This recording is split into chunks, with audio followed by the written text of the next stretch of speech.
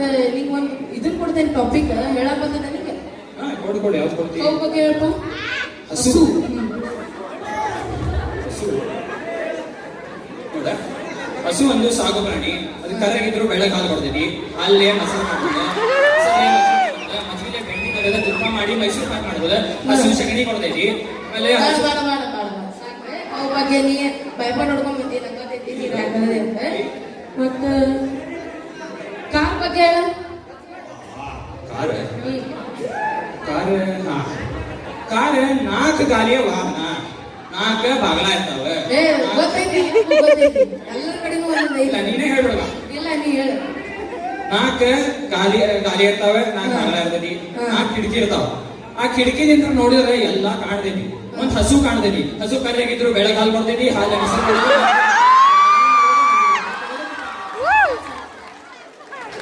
ಈಗ ಏರೋಪ್ಲೇನ್ ಬಗ್ಗೆ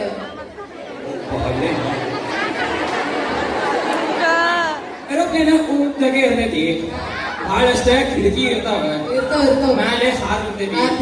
ಕಿಟಕಿದಿಂದ ಕೆಳಗೆ ನೋಡಿದ್ರೆ ಪೂರ್ತಿ ಜಗತ್ತು ಕಾಣ್ತೈತಿ. ಎಲ್ಲ ಸಣ್ಣ ಸಣ್ಣ ಕಾಣ್ತಾವ. ಹಸುನು ಈಟ ಕಾಣ್ತೈತಿ.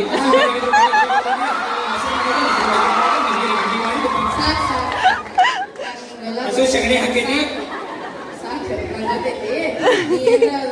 ಸುಖ ಹೋಗೋಯ್ತು. ಇನ್ನೊಂದು ಟಾಪಿಕ್ ಕೊಡಲ್ಲ.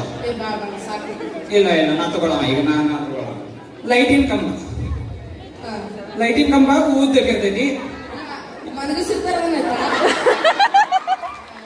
ಅದೇ ನಿಮ್ ಮನೆಗೆ ಹಂಗೆ ಇರ್ಬೋದು, ಸ್ವಲ್ಪ ಎಕ್ಸೆಪ್ಷನ್. ನನ್ನಂದ್ರೆ ಈಗ ಉದ್ದಕ್ಕೆ ಐತಿ. ಲೈಟಿನ ಕಂಬ ಅದರಲ್ಲೇ ಲೈಟ್ ಎಲ್ಲರ ಮನೆಗೆ ಹೋಗ್ತೀನಿ. ಆ ಲೈಟಿನ ಕಂಬಕ್ಕೆ ಒಂದು ಹಸು ಕಟ್ಟಿದ್ದಾರೆ. ಹಸು ಕಟ್ಟಿದ್ರು ಬೆಳಗ್ಗೆ ಹಾಲು ಕೊಡ್ತೈತಿ, ಹಾಲೆ ಮೊಸರು ಮಾಡೋದು, ಮೊಸರು